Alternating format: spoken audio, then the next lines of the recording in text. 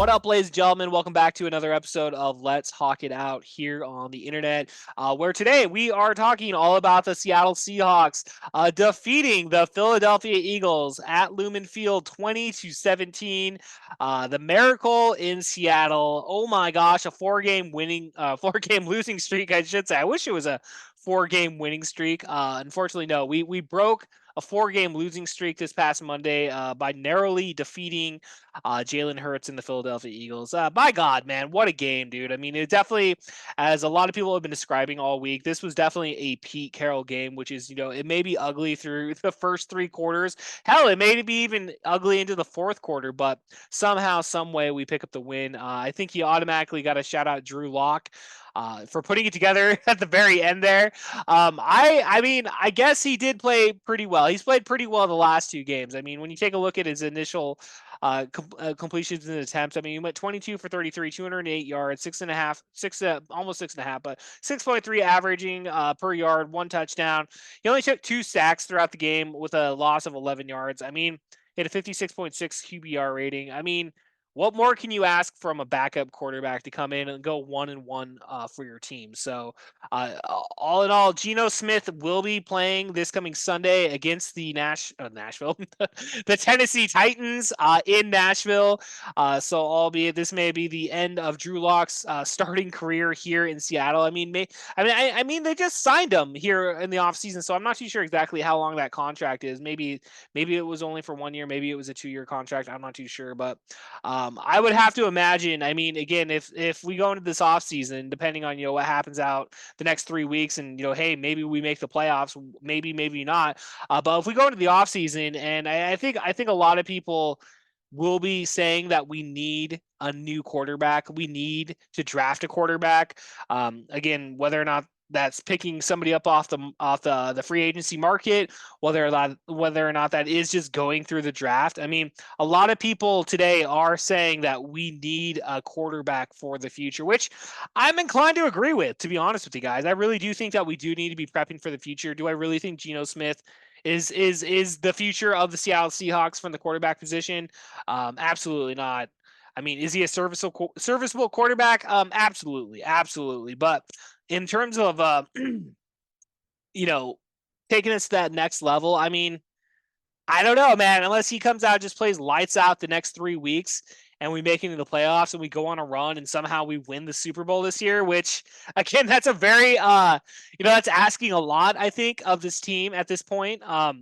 Again, I know we brought it up last week. I mean, do we even want to see us compete to play in the playoffs? I mean, again, odds are, again, you're just looking at the numbers right now. I mean, we're a very average team. We're a 7-7 team. And besides that, to even make the playoffs, a lot of shit has to happen. I mean, if you were watching Thursday night last night, the LA Rams really trounced the St. Louis, damn, I'm really fucking up these names today. New Orleans Saints, my gosh. They really just beat them down, and we really needed. I mean, the Saints were a 7-7 team also. So were the Rams. So I guess the Rams are now an 8-7 team, which we needed the Rams to lose that game. I think we may have more of a tiebreaker with the Saints, comparing them to a tiebreaker with the Rams. So by all means, we definitely needed the Rams to lose every single game the next 3 weeks out. But unfortunately, they ended up in the win column. So that means, again, if we are going to compete the rest of the season, then we need to win out completely. We need to win against on the road against Nashville this week. We need to win at home the following week against Pittsburgh. And then we need to close out the season on the road in Arizona and get that win. I mean, that's the only way we are going to have a chance is if we win out. I mean, I just don't see an outcome where we go 2-1 or, we go, I wouldn't say you want to go 1-2 because then you're definitely done. But yeah, I mean, I just don't I don't really feel like we have any sort of breathing room in terms of allowing our team to be able to, afford a loss here down the stretch. I mean, given if we had won some games last month, if we weren't losing every single game, then maybe right now I'd be like, yeah, we just need what? We need one game and we're in.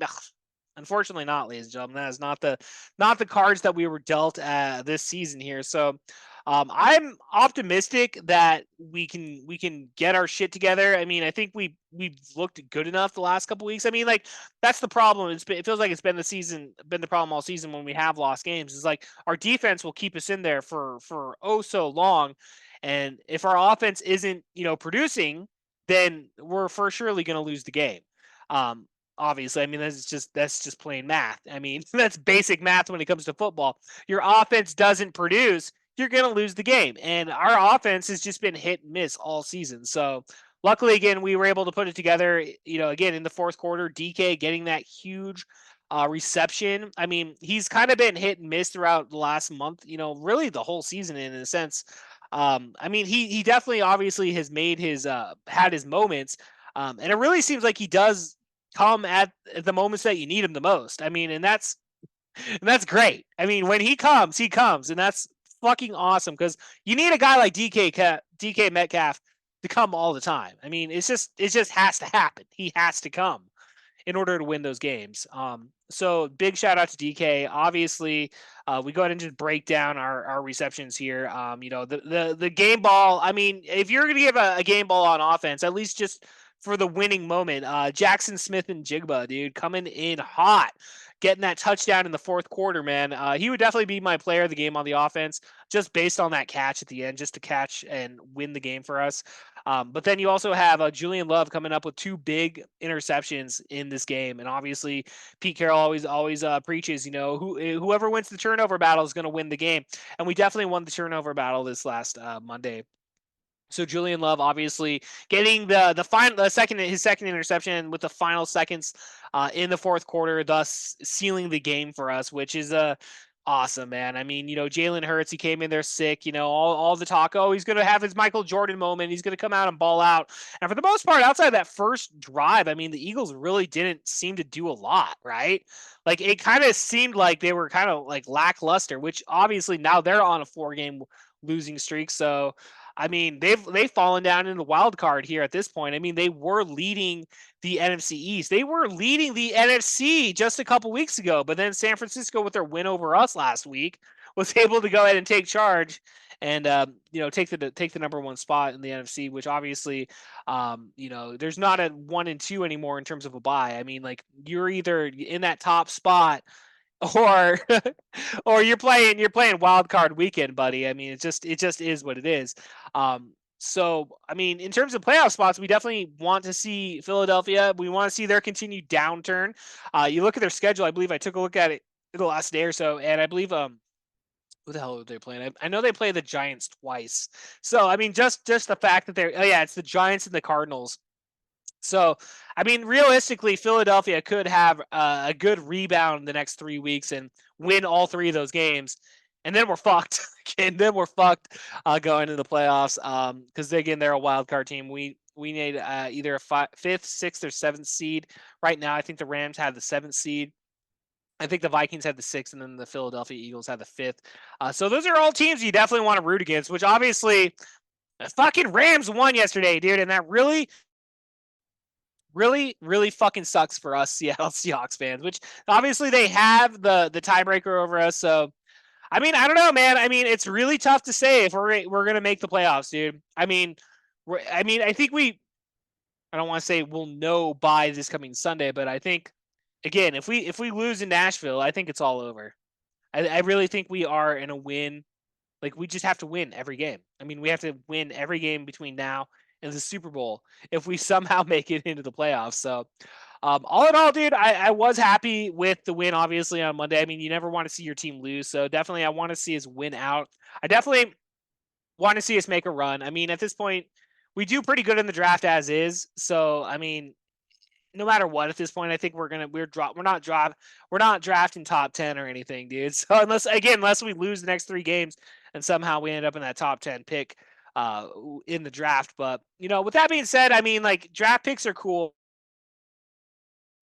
but championship rings are even cooler. And I want to see the Seahawks contend, dude. I think that's every single year. I think that's all we ever want to do. I think we just want to see them contend for a Super Bowl. And it sucks considering at the very beginning of the season, It really felt like, oh man, okay, we're improving upon what we did last year. I mean, K9's coming in, boom, he's nailing it. But real quick, before we get too far ahead of ourselves, talk about K9 coming back with a vengeance, man. I mean, come on, dude. He comes in on Monday, gets 86 yards on the ground, one touchdown, and then in the air, dude. I mean, K9 comes in and gets 26 yards with a 15-yard long pass completion there. So, shout out K9 for coming back.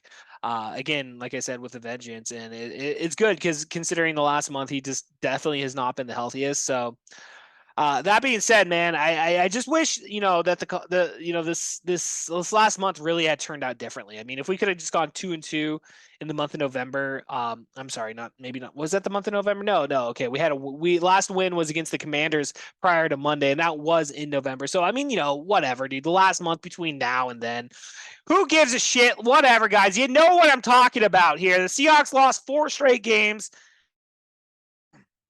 and it really fucked up our playoff chances, guys. And I don't know, man. I know we brought it up in the past. Is this the time where we start considering personnel change? I mean, I'm willing. Obviously, dude, I'm willing to give Pete Carroll and John Schneider more time. I mean, obviously, this is one blip in the grand scheme of things, and again, maybe we come back next season and we're a way better team than we were this season. Again, we unfortunately fell. We had some stumbling blocks, and I think we can make it again, dude. I really think that if we just get all the pieces right, we can make a fucking run, dude. I mean, we're the Seattle Seahawks, ladies and gentlemen. We can do this. Okay. So, like I said, great win on Monday.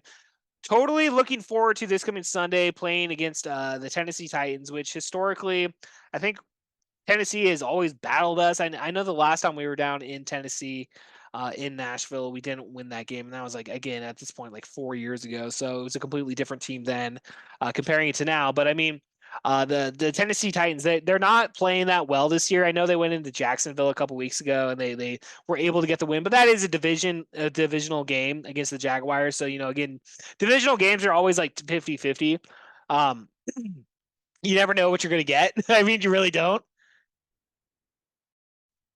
So this Sunday, again, we need to go into Nashville and smash the shit out of them, dude. Teach them what Pacific Northwest football is all about. That's what needs to happen. So I'm gonna be looking forward to it, dude. And we'll have another podcast out this coming Sunday. I definitely will not be so late. The truth is, I did record a podcast, which was a fucking banger. Comparing it to this one, dude, the podcast I recorded yesterday was a fucking banger. I mean, come on, I was on point. This one, not so much. We kind of had to stumble through this one. So, with that being said, though, we will be back next this coming Sunday and or Monday with a new episode on Christmas Eve or Christmas Day, whichever day we choose to. I mean, it's an early game. It's a 10 o'clock start, so by 1 o'clock, that depends. If I get up early enough to watch the game live, by all means, we should have an early podcast. But if I DVR that shit, I decide to watch it on my own time. Woo, we may not be back until next Friday, dude. I don't know, man. I just really stumbled this week. It was just obviously it's the holiday. We're getting our shit together. It is what it is, and hey, it's my gift to you, a free Seattle Seahawks podcast. So you ain't paying shit for this. So who are you to complain how late? Hey, Kevin Porter, the podcast was late this week. Shut the fuck up, motherfucker. Get the hell out of here. All right, ladies and gentlemen, that's gonna end it for us here on Let's Hawk It Out. Before my fucking computer dies, before I run out on my family because it's fucking Christmas and it's a headache. And ladies and gentlemen, that being said, Merry Christmas, Happy New Year. Get the fuck out of here and let's go play some fucking football.